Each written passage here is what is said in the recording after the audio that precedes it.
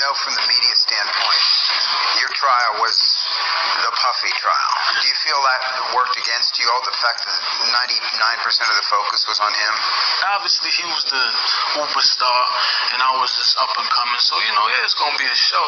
But he used that to just, just throw me off. Like, it was terrible, man. To many, Jamal Shyne Barrow is an answer to a trivia question, as the man who once stood trial alongside Sean Puffy Combs. While all eyes were fixated on the hip-hop mogul, few paid much, if any, attention to the plight of his 22-year-old protege.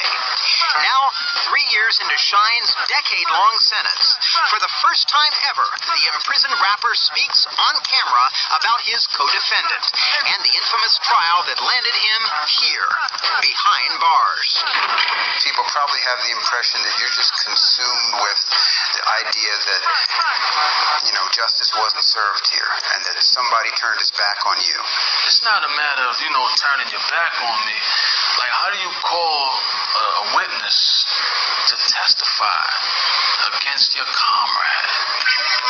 That witness Shyne is referring to is Sharice Myers, a bouncer who was working inside Club New York when shots rang out that December night in 1999. In court, Myers claimed that she fell on top of Puffy during the shooting and said that he did not have a gun. But even as her testimony helped exonerate Puffy, it implicated Shyne. Myers told jurors that it was Shyne who first opened fire inside the club, letting off 2 shots toward the ceiling. Shyne's lawyers conceded that their client fired his gun, but only in self-defense. Shyne has maintained from the beginning that Myers' testimony, asserting that he was the first to open fire on that fateful night, is untrue. If I'm telling you that she's lying, and you saying, hey, she helping me, but I'm facing 25 years, and you looking at probation. Yeah, those are the things that, you understand, are unacceptable. You don't have to hold my hand. You don't have to do nothing, but don't try to hurt me. What continues to haunt Shyne to this day is that Myers wasn't called by the prosecution, but rather by his co-defendant's legal team. In his eyes, a move that doomed his own defense. This woman was the most damaging witness of any witness.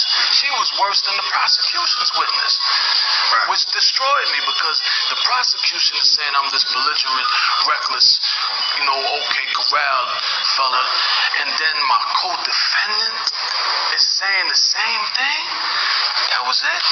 MTV News recently asked Sean Combs to respond to Shyne's allegations, and he emphatically refuted the rapper's interpretation of events. I did not force anybody or tell anybody to say anything that would damage or hurt Shyne's case.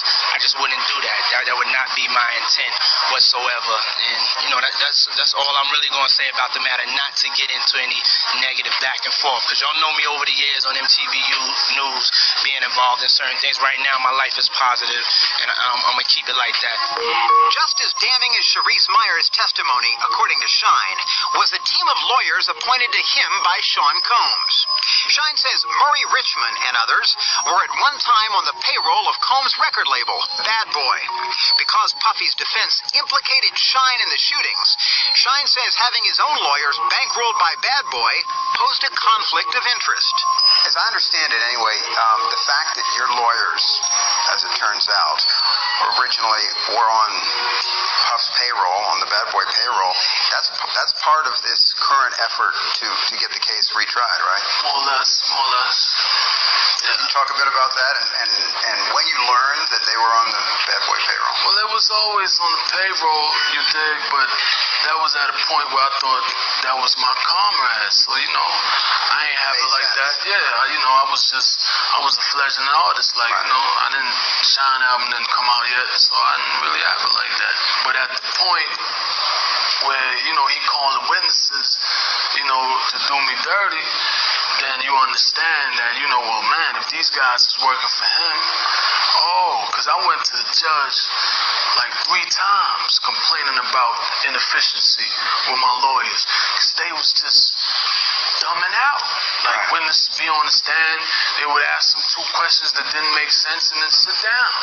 It's obvious that they was selling me, you understand, in order to appease him. You know, there was a dual loyalty there. Shyne's trial attorney, Murray Richmond, responded to Shyne's accusations by telling MTV News in a statement, quote, "I had absolutely no connection to Puffy Combs. My checks were handed to me by Shyne. I'm sorry he feels animosity towards me. I wish him nothing but the best." Sean Combs echoed those sentiments, telling MTV News that despite Shyne's charges, he remains supportive. I'm not forgetting about Shyne. My prayers go out to him. Any support that's needed. You know, we here at Bad Boy, we still here for him. And, you know, we know he's on Def Jam. And we wish him the best of luck. It was an unfortunate incident. Nothing that the man meant to do. He was acting in self-defense. He didn't deserve 10 years. And that's my statement. As you know, Double XL reprinted an interview with you from a couple years back. There's a piece with your mom in there, and there's also a response from Puffy in there to some of the allegations that are made that your mom makes. Can I ask you to respond to some of those? Puff in this says that from day one he offered you his legal as team. well. That he said that Johnny Cochran and his guys could represent you as well. Categorically untrue. He says you offered to pay for your appeal. Absolutely not. He said there's no beef between me and Shyne. Absolutely not. Everything's cool between us. Would you agree with that? I mean, there is no me and Shyne. Like, it's, you know. There's no relationship there to have a beef, right? Exactly. You know, he doesn't exist to me, and, you know, it's really that simple. Opens wounds. When you hear, you know, the victim saying that it was Diddy that shot her. That is what is the most remarkable. Oh, you didn't see that? I saw it. Okay.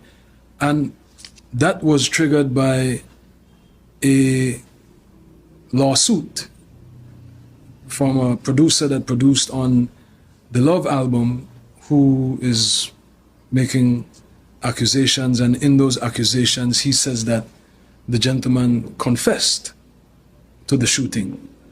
And that is what stands out to me the most, because, you know, I've done my best to put it behind me and to move forward.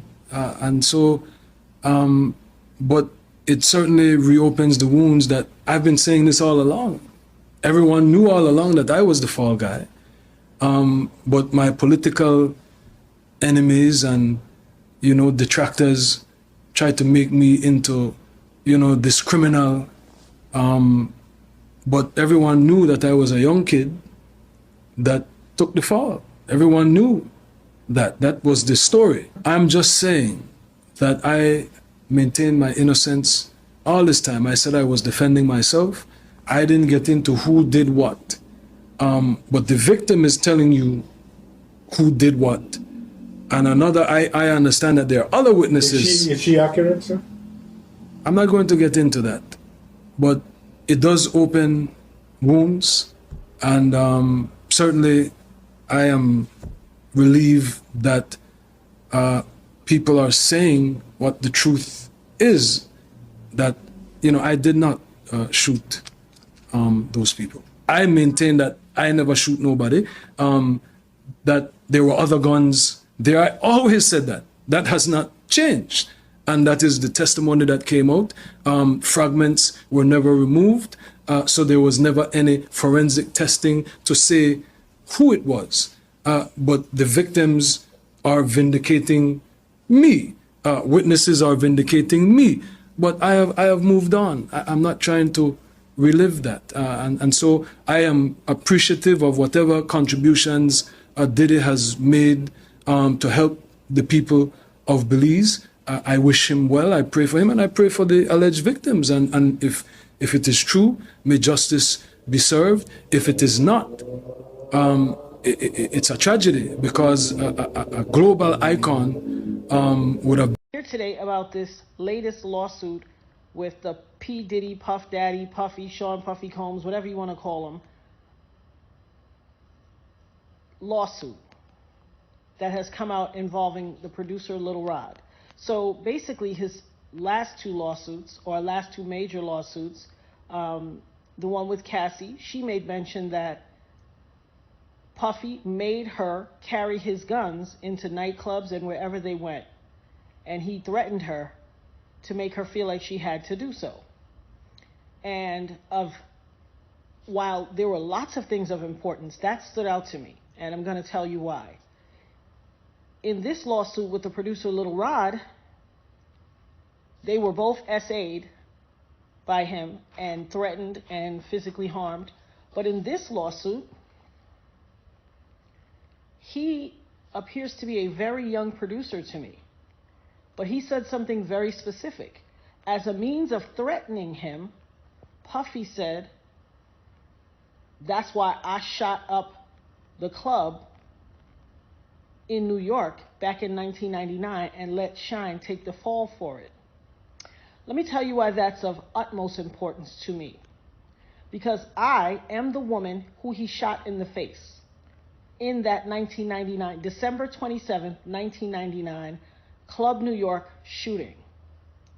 I have told everyone ad nauseum since then, even the surgeon who did the surgery to take the bullet. I got shot in my face with a 9mm hollow point bullet called a cop killer. I literally have told everyone and never changed what I said. I watched him. I got pow-powed in the face. I watched him fire the gun. I've said it all this time.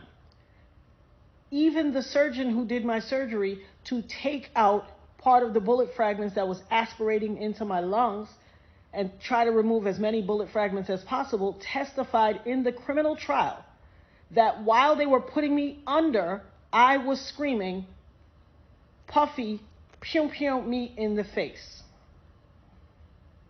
He testified in the criminal trial. It is in the record. They all knew he did it. Everybody knew he did it. But he paid off the club bouncer named Sharice and all these other people and the club owners with their video to hide the video. That's his MO. I told everybody that. This man almost took my life, has traumatized my life, has caused undue harm, irreparable damage to my life, lied his behind off. I've had all these youngins on the internet harassing me, swearing that I'm making it up that he did it. And look what he did to Little Rod. He threatened him. Oh, you don't think I bust my gun? I shot up the club in Club New York and let Shyne take the fall for it. I shot them people. Well. It only took 24 whole years for it to come out. You see this tattoo? This commemorates me getting shot. It took 24 years for him to come out and say it. I've been saying it all along, but y'all pick and choose who y'all want to believe. Oh, baby, you ain't seen nothing yet. Not only did he pew me in the face, he also set off a course of harassment against me for the past 24 years.